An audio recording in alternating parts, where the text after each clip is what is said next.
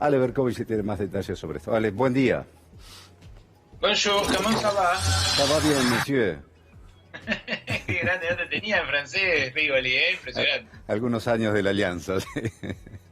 Muy bien, muy bien. Sí, efectivamente, este tema que empezó siendo conversado en un espacio muy marginal Sí. del periodismo, ahora empieza a convertirse en una idea fuerza dentro del gobierno. La verdad, cuando el viernes el presidente Alberto Fernández respondió en conferencia de prensa cuando anunció la extensión de la cuarentena, Sí. que esto era un asunto del Congreso, que lo tenía que definir específicamente el Poder Legislativo, la sensación que nos dio a muchos es que la estaba tirando afuera, que estaba, tratando de congeniar con esos sectores que son los de las grandes fortunas, pero a la vez presionan también para que vuelvan las fábricas todas a funcionar, para que la cuarentena deje de estar en vigor, en definitiva para que se reanude la actividad económica que está frenada. Bueno, la reunión que tuvo anoche, como vos bien decís, Claudio, representa un aval, un empuje fenomenal a esto que se está discutiendo en todo el mundo, un impuesto a las grandes riquezas para cubrir el gigantesco gasto que va a tener que hacer el Estado, tanto sanitario, que ya lo está haciendo, ya hizo las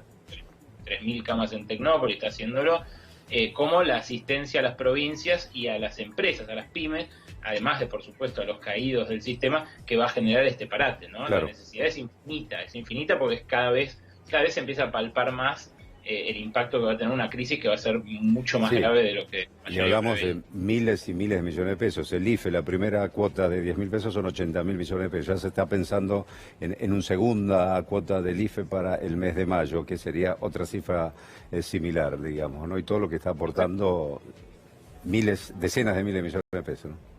Y eso es solamente el ingreso para los que dejaron de tener una changa, un trabajo negro, una facturación de monotributos. Si contabilizás, por ejemplo, lo que el Estado le está dando a las pymes, ahora salió el nuevo incentivo, el ATP, la asistencia al trabajo y la producción, eso también es una millonada y puede representar incluso más que el IFE. También el refuerzo a las jubilaciones, el refuerzo a las asignaciones por hijo.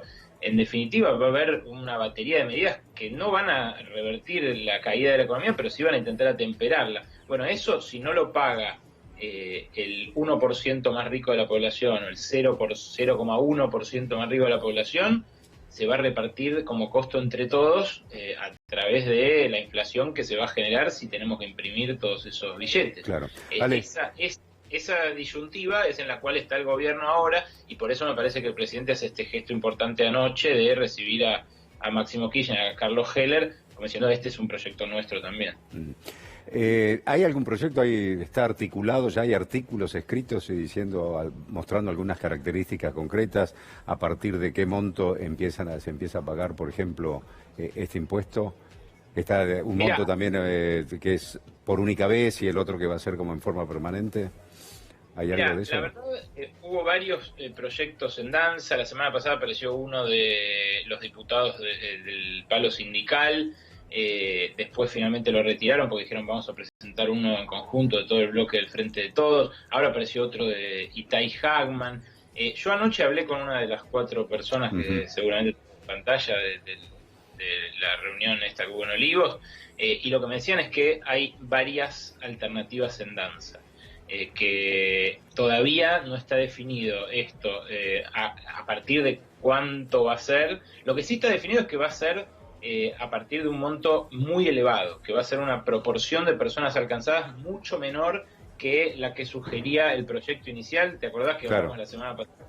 Que era bastante amateur, la verdad, el proyecto, porque era como un refuerzo de bienes personales, de ganancias, pero lo iba a terminar pagando en buena medida la clase media. Bueno, este proyecto no tiene nada que ver con la clase media ni con la clase media alta, ni con el que tenga 2 departamentos que heredó de la tía, o que tenga un negocito, o que tenga 2 autos, o una casa grande. No tiene que ver con eso.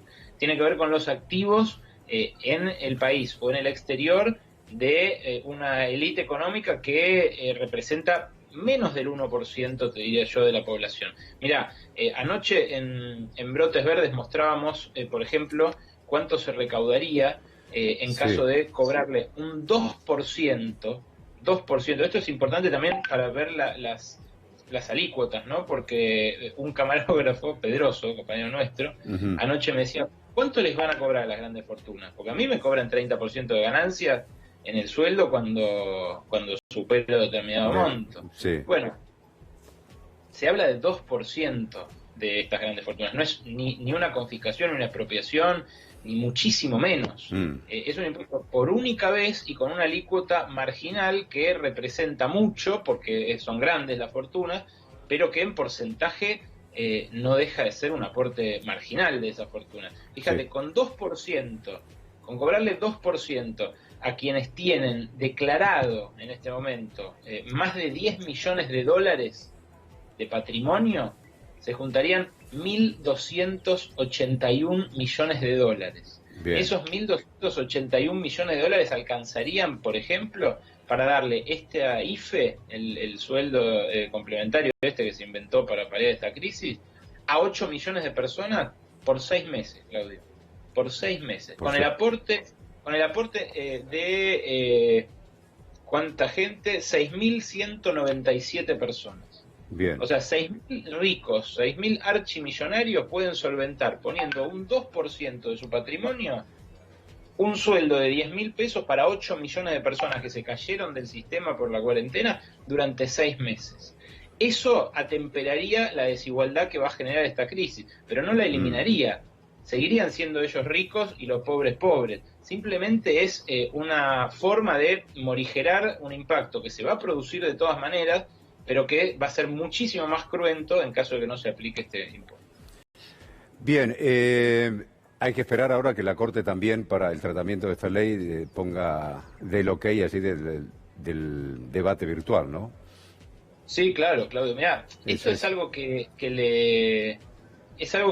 repele tanto el poder económico más concentrado, que seguramente va a haber 1.000 trapisondas, va a haber 1.000 estrategias para intentar detenerlo, que no se puede discutir virtualmente porque no se puede acreditar la identidad de los legisladores, que no pueden venir en avión porque no hay forma de trasladarlos porque no hay vuelos, que después no es constitucional porque en realidad eso ya pagó impuestos en otros lugares. Es lo que se está discutiendo en todo el mundo. Mirá, anoche en Brotes Verdes hablábamos con Rubén Loguolo, que es el primer impulsor del ingreso universal, la renta básica acá en Argentina. Estaba con Carrió en fines de los 90, 2001.